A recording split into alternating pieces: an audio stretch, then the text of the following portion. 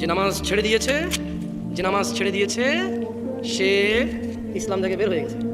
আর যে নামাজ ছাড়েনি, শত অন্যায় অবিচার পাপ থাকবে, আল্লাহর সাথে তার সাথে ক্ষমা চাইবে, আল্লাহ মাফ করবে, আর করবে না, প্রতিশ্রুতি দেবে, আবার মানুষ হিসেবে দুর্বল হয়ে যাবে, আবার আল্লাহর কাছে মাফ চাইবে, লজ্জা পাবে না, আল্লাহ আবার মাফ করবে।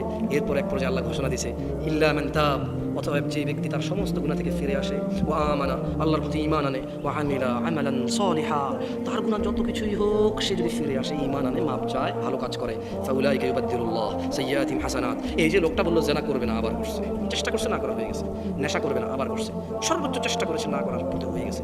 এই যে লোকটা নামাজ মিস করে ফেলেছে, চেষ্টা করেছে সর্বোচ্চ পড়ার, হঠাৎ দেখে হয়ে মিস হয়ে গেছে, তো আল্লাহ কোরআনুল কারীমে সূরা ফুরকানে বলছে যে লোকটা ইল্লা মান তাব, হাজার সহস্র কোটি অপরাধ থেকে মাপ চেয়ে ফিরে আসলো, ওয়া আমানা, এরপর ঈমান নিয়ে নিয়েছে, ওয়া আমিলা আমালান সলিহা, মাপ চাইছে, ঈমান আনছে, কিছু ভালো কাজ করা শুরু করে দিয়েছে।